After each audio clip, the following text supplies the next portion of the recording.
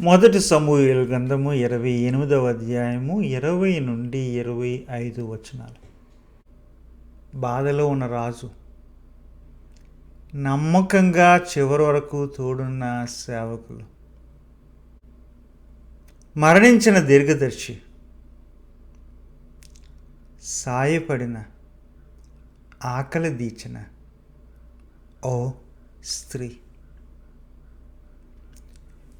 ఈ మొదటి సమూయేలు 28వ అధ్యాయం అనగానే మనకి ఎవరు కనబడతారంటే సౌలు. ఎవరు వినబడతారంటే సమూయేలు. ఏమన్నా కోపం వస్తే ఎవరి మీదకి వస్తుందంటే ఈ కర్ణ పిశాచముల గల ఆ స్త్రీ మీద. కానీ ఈ 6 వచనాల్లో మనం చూడాల్సింది ఏంటంటే ఒక భోజనం, ఒక విందు, ఒక విశిష్టమైన విందు. చివరి విందండి. సౌలుకి బ్రతుకున్నప్పుడు, రాజుగా ఉన్నప్పుడు గౌరవార్థంగా తిన్న తిండి ఎక్కడంటే ఈ తల్లి ఇంటిలోనే.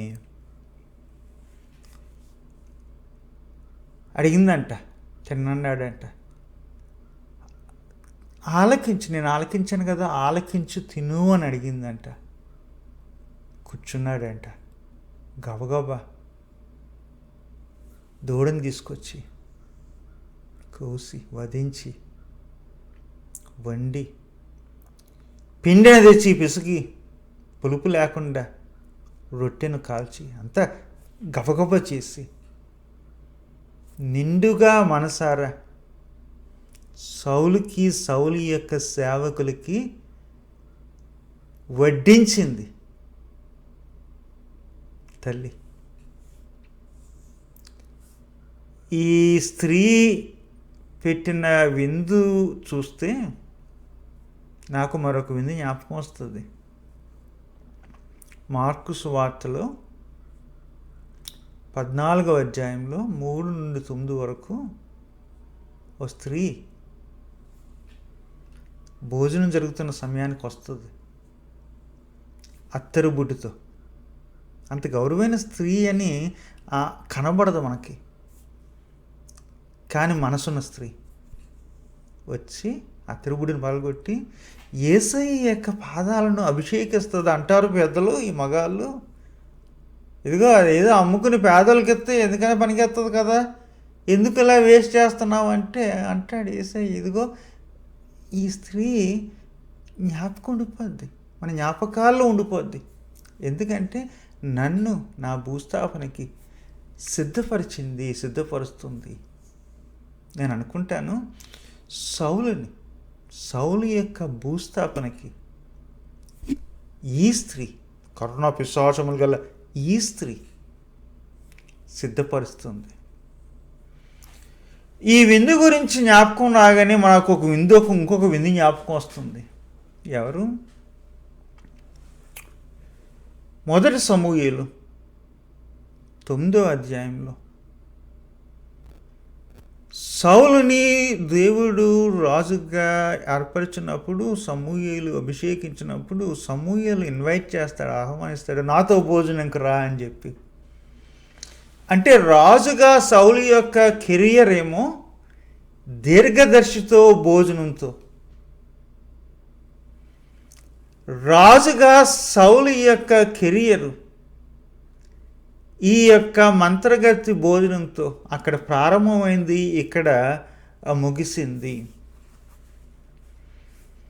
28వ అధ్యాయం అనగానే చెప్పాను కదా, సౌలు, సమూయేలు, సేవకులు జ్ఞాపకం వస్తాడు, కానీ స్త్రీ జ్ఞాపకం రాదు. ఎందుకంటే మన కంటికి చూచే ఆ కళ్ళు లేవు. మనం సహజంగా దేవుని యొక్క వాక్యంకి వచ్చినప్పుడు 2 విషయాలు జ్ఞాపకం చేస్తాను. ఒకటి ఏంటంటే మనం అడిగే ప్రశ్నలకి సమాధానాలు దొరుకుతాయి. మనం అడిగే ప్రశ్నలు మన యొక్క పఠనను, వినికిడిని ప్రభావితం చేస్తాయి.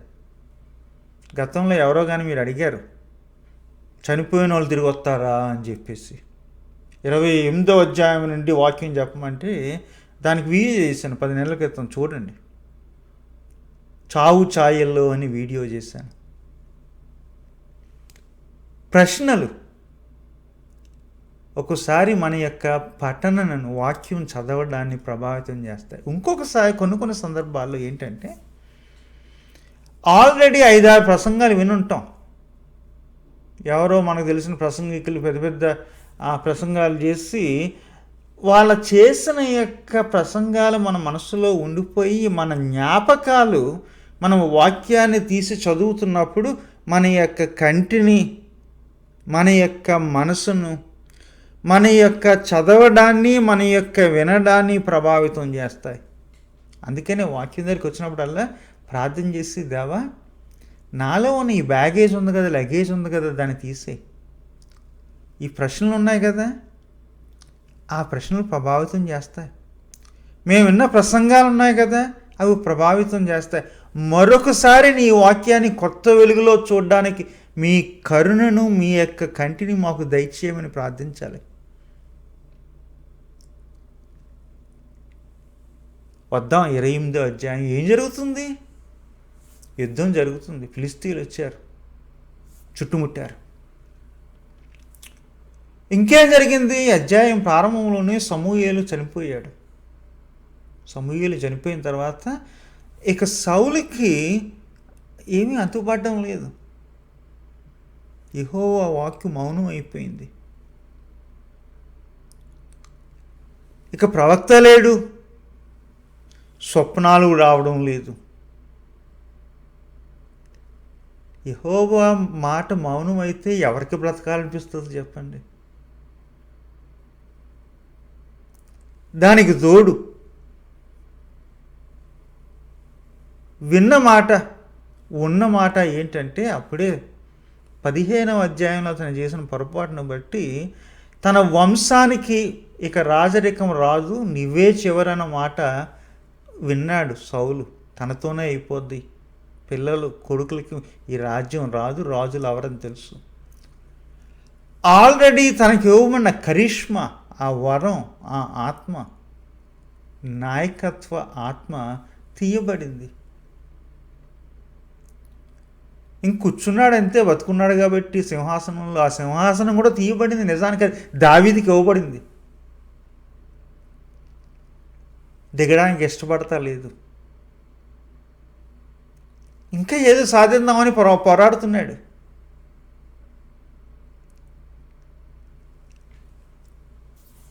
దేవుడు మౌనం అయితే ఇంకెందుకు బతకాలి?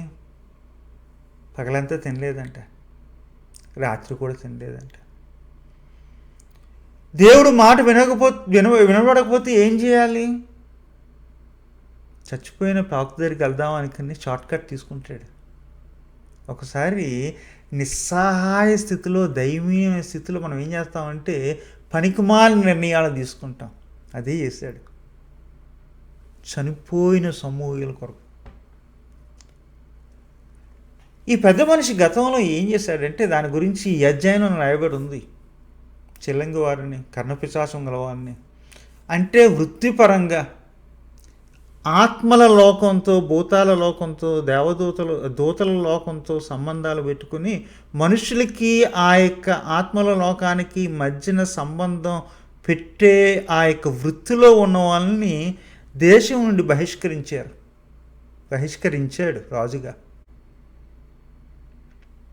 రాజుగా తన యొక్క కొత్త రాజ్యంలో కొన్ని ధర్మాలు ఉండాలి. ఆ ధర్మాల కొరకు ఈ యొక్క రూల్ పెట్టాడు.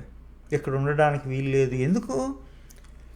వీళ్ళు ఉన్న ఈ యొక్క దేశంలో, వాగ్దాన దేశంలో గతంలో కొంతమంది ఉండేవారు, ఫిలిస్తీయులు ఉండేవారు. వాళ్ళకు కొన్ని అలవాట్లు ఉండేవి, కొన్ని ఆచారాలు ఉండేవి. ప్రవక్తలు లేరు, దీర్ఘదర్శులు లేరు, ఇలాంటి చిల్లంగలు ఉండేవారు, కర్ణపిశాచము గలవారు ఉండేవారు. ఆ శేషం ఉండిపోతే ఏమంటాడంటే ఇక్కడ ఉండడానికి వీలు లేదని చెప్పేసి వాళ్ళని తరిమి కొడతాడు. అలాంటి సమయంలో ఈ స్త్రీ దేశం వదిలి పారిపోయింది. ఎక్కడికి? ఎందోరు అనే ప్రాంతానికి. బాధలో అడుగుతాడు సేవకుల్ని, సైనికుల్ని, ఇదిగో నాకు ఈ సాయం కావాలి, ఈ కర్ణపిశాచాలు కలిగిన వ్యక్తులు ఎవరన్నా ఉంటే వాళ్ళ దగ్గర తీసుకెళ్ళండి, ఎందుకంటే నాకు దీర్ఘదర్శి లేడు, ప్రవక్త లేడు, సమూయేలు లేడు, తీసుకెళ్ళమని అడుగుతారు. ఈ సేవకులు దగ్గర ఉన్న భటులు ఏమంటారంటే, ఉన్నారని మాకు తెలుసు, దేశం అవతల అంచుల్లో సరిహద్దుల్లో ఒక స్త్రీ ఉంది, గమనించారా? అవుట్లాడ్, బహిష్కరించబడింది, చట్ట ప్రకారం ఉండకూడదు, పారిపోయింది, ఎక్కడో దాకుంది దేశం సరిహద్దుల్లో. ఆమె అక్కడ ఉందని ఎవరికి తెలుసు? కోటలో ఉన్న భటులకు తెలుసు. ఒకసారి బహిష్కరించబడిన వాళ్ళు, చట్టం నుండి పారిపోయిన వాళ్ళు మనకు తెలియకపోవచ్చు, కానీ లోన్న వాళ్ళకి తెలుస్తారు. అప్పుడు ఇప్పుడు చెప్పారయ్యా, మీకు అవసరం వచ్చింది కదా, మీరే తరిమేశారు, ఆమె అక్కడ ఉంటుంది అంటే ఈయన మారువేషం వేశాడు, బట్టలు మార్చుకున్నాడు. ఎందుకు మారువేషం?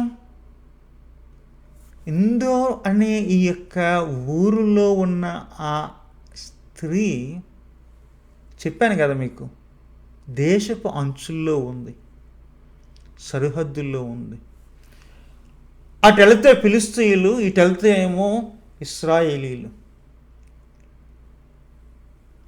యుద్ధం సమయం, రాజుగారి సరిహద్దుకి వెళ్ళారు, ఫిలిష్తీయులకు దొరికేశారంటే ఫిలిష్తీయులు ఎటువంటి దొరికేళ్ళే అని చెప్పి చంపేస్తారు. అదొక కారణం. 2, బహిష్కరించింది ఎవరు? ఎవరికి భయపడిపోయి పారిపోయింది ఈ స్త్రీ? సౌలుకి. ఆ స్త్రీ గుర్తుపట్టకుండా మహా తెలివైనడు మారువేషం వేసుకుని వెళ్ళాడు. నిజానికి చూసినప్పుడు ఆ స్త్రీ సౌలుని గుర్తుపట్టలేదు.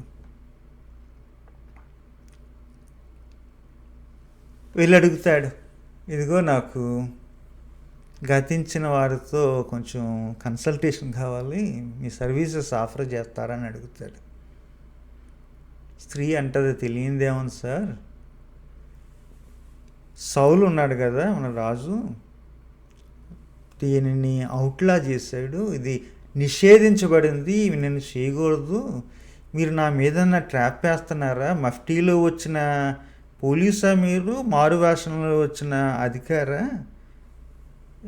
నా ప్రాణం కొరకు నేను ఇక్కడ దాక్కుని ఉన్నాను అంటే చెబుతుంది. అంటాడు, కంగారేం లేదు, నీకేం జరగనివ్వను అంటాడు. ఏం కావాలి, నా సర్వీసెస్ ఏం కావాలి చెబుతాడు. సమూయేలుతో నేను మాట్లాడాలి అంటాడు. ఈమెకి పేరు లేదు, ఇక్కడ పేరు లేదు.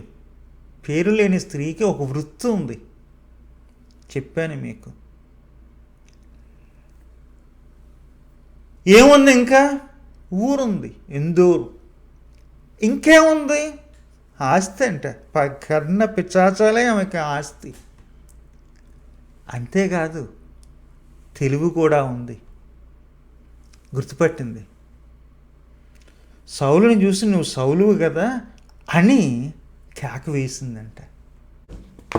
అంటాడు, యెహోవా తోడు, నీకు ఏం జరగదు అంటాడు. ఏ యెహోవాకైతే అవిధేయుడిగా ఉన్నాడో, ఏ యెహోవా మాట అయితే తను వినలేదు, ఏ యెహోవా మీద తను తిరగబడ్డాడు, ఏ యెహోవా మాట వినాలనుకుంటున్నాడు, ఆ యెహోవా నామాన్న ఒట్టుబెట్టి అంటాడు, నీకేం జరగదు. రూల్స్ పెట్టే చీఫ్ మినిస్టర్లు ఎలక్షన్ టైంలో రూల్స్ వైలేట్ చేసిన వాళ్ళు మేము చూసాం. మేము సారాయి నిషేధిస్తామంటారు, ఎలక్షన్ వచ్చినప్పుడు అదే సారాయి తెచ్చి పంచిపెడతారు. మేము అది కాదు అంటారు, అదే వాళ్ళు చేస్తారు. ఇక్కడి రాజుగారు ఏ కర్ణ పిశాచాలను కాదన్నాడో, ఏ చిల్లంగములు కాదన్నాడో, రాత్రి సమయంలో మారువేషం వేసుకుని అక్కడే చేరాడు. ఇప్పుడు అక్కడ చేరి ఎవరి పేరును ఒట్టాడుతున్నాడు? యెహోవా పేరున ఒట్టు పెట్టాడు. చెబుతుంది చాలా ప్రొఫెషనల్. ఇక్కడ ఎలాగ మాటిచ్చావు కదా, గుర్తుపట్టాను, యెహోవా పేరును మాటిచ్చావు, నేను చూస్తున్నాను. ఆ యొక్క భూమి నుండి బయటకు వచ్చే ఆ దేవతల లోకం నుండి ఒకడు వస్తున్నాడు, చూస్తున్నానంటే ఎలా ఉంటాడు అని అడిగాడు సౌలు. మీకు తెలిసింది కదా ఇది. ఒక వృద్ధుడు దుప్పటి కప్పుకొని వస్తున్నాడు. వృద్ధునితో సంభాషణ ప్రారంభమైంది. ఈ స్త్రీ మౌనమైంది. ఇక తిరిగి వచ్చిన ఆ వృద్ధుని ఆత్మ సౌలు సంభాషించుకుంటారు. ఎందుకు నన్ను తొందరపడుతున్నావు? ప్రశాంతంగా వెళ్ళిపోయినా నేను పోనవక. తర్వాత జ్ఞాపకం చేయడం జరుగుతుంది. ఆల్రెడీ నీ అంతు వచ్చేసింది, అప్పగించబడుతున్నావు. నీవు నీ పిల్లలు నాకలా రేపు ఈ ఆత్మల లోకానికి వచ్చేస్తారు, ప్రాణాలు పోతాయి అని జ్ఞాపకం చేయడం జరుగుతుంది. అప్పుడు సాష్టాంగపడి భయపడినవాడు ఇంకనూ సాష్టాంగపడతాడు, నేలను పడిపోతాడు బాధలో. సౌలుకు తెలుసు తన అంతం వచ్చిందని. ఈ స్త్రీకి కూడా తెలుసు తన అంతం వచ్చిందని. ఎవరంతం? సౌలు అంతం వచ్చిందని. సౌలు కంటిలో చూసింది చావుని. సౌలు కంటిలో చూసింది ఆకలిని. చస్తే చచ్చావు, చచ్చే ముందు వచ్చిన భోజనం పెడతాను. నీ యొక్క నిన్ను ఆ కనీస ధర్మంగా, ఒక మౌలికమైన మర్యాదగా ఆ చావుకి సిద్ధపరుస్తాను అని చెప్పి, ఏం తినలేదు కదా పొద్దుట, ఏం తినలేదు కదా రాత్రి నా దగ్గర రాకముందు, ఏదో తిను అని అంటారు రాజుగారు. సౌలుతో సమస్య ఏంటంటే ఆలకించడం రాదు. అప్పుడు యెహోవా సమూయేలు ద్వారా చెప్పింది, అమాలేకుల దగ్గర ఏమీ దోచుకోవద్దు, ఏం తెచ్చుకోవద్దు అంటే తెచ్చుకున్నాడు. ఎవరినే మిగిల్చొద్దంటే మిగిల్చాడు, శాపాన్ని తెచ్చుకున్నాడు. వచ్చి మళ్ళా సమూయేలు దగ్గరికి వచ్చాడు. ఇప్పుడు స్త్రీ దగ్గర దొరికాడు. అక్కడ నాకు మరల వస్తుంది, ఆలకించు ఆలకించు. మొదటిసారి ఆలకించకపోతే ఇప్పుడు బేరసారాలు నెగోషియేట్ చేస్తుంది. నీ వచ్చి నీ అవసరంతో అడిగావు, నేను ప్రాణాలు పణంగా పెట్టి రిస్క్ పెట్టుకుని నీకు సాయం చేశాను, నీ మాట ఆలకించాను, నా మాట ఆలకించు అంటది. అప్పుడు దేవుని మాట ఆలకించని, దీర్ఘదర్శి మాట ఆలకించని సౌలు ఆఖరికి ఈ మంత్రగత్తు మాట ఆలకిస్తాడు. ఆలకించడం ఒక విధంగా మంచిదైంది. తన చావుకి సిద్ధపాటుకి చివరి భోజనం మిగిలింది. లేచాడంట, కూర్చున్నాడంట, వధించిందంట, వండిందంట, పిండిని పిసికిందంట, రొట్టెను కాల్చిందంట, సౌలుకి భటులకి వడ్డించిందంట. ఆలోచించింది, చట్టానికి గౌరవం ఇచ్చి పారిపోయింది. రాజే వస్తే ఇదిగో నాకు కుదరదు అని చెప్పింది. తర్వాత సాయం చేసింది. ఆకలిని చూసి భోజనం పెడతానంది. తిననంటే నెగోషియేట్ చేసింది, బేరసారాలు చేసి, నేను ఆలకించాను కదా, నీవెందుకు ఆలకించవు అని అంది. వండింది, పెట్టింది. సౌలు జీవితంలో చివరిగా రాజుగా గౌరవంగా తిని, అక్కడ నా చివరి మాటలు రాయబడి, లేచాడు, వెళ్ళాడు. ఎక్కడికి? మరణం వైపే. కానీ కనీసం ఈ మర్యాద, ఈ గౌరవం జరిగింది. కానీ వింత ఏంటంటే, ఎవరిని కడుపును కొట్టాడో, ఎవరిని నష్టపెట్టాడో, ఎవరికి కీడు చేశాడో ఆ రూల్స్ పెట్టి, ఆ నష్టపోయిన ఆ తల్లి ఈ సమయం వచ్చినప్పుడు, వృత్తి పరంగా మనము ఇష్టపడే వృత్తి కాదు అది, తను చేసే వృత్తి, మనము గౌరవించే వృత్తి కాదు, మరణానికి దోహదం అది, శాపానికి కారణం అది. ఆ రోజుల్లో ధర్మశాస్త్ర ప్రకారం ఆ తల్లికి బ్రతికే హక్కు లేదు. అలాంటి వృత్తిలో ఉన్న తన కంటితో ఆకలిని చూస్తుంది, తన మనసుతో ఎదుటిన్న వాళ్ళ అవసరాన్ని చూసింది, తన సంస్కారంతో రాజు పోయే ముందు తన రాజు యొక్క శరీరాన్ని ఆ యొక్క భూస్థాపనకి సిద్ధపరచాలని చెప్పి ఆ భోజనాన్ని పెట్టింది. కీడికి బలైన మేలు చేసింది. తెలివైన తల్లి ఈ తల్లి. వృత్తి శపితమైంది, మనసు దీవెనకరమైంది. వచ్చే వారం మరొక తల్లి, మరొక స్త్రీ 2వ సమూయేలు నుండి ధ్యానిద్దాం. అప్పుడు వరకు దేవుని యొక్క దీవెనలో మనం ఎదగాలని, ఎంత కీడుని ఎదుర్కొన్నా ఎదుటోళ్ళకి మనం అందరూ మేలు చేయాలని ఆశిస్తూ ముగిస్తున్నాను. ఉంటాను. సెలవు.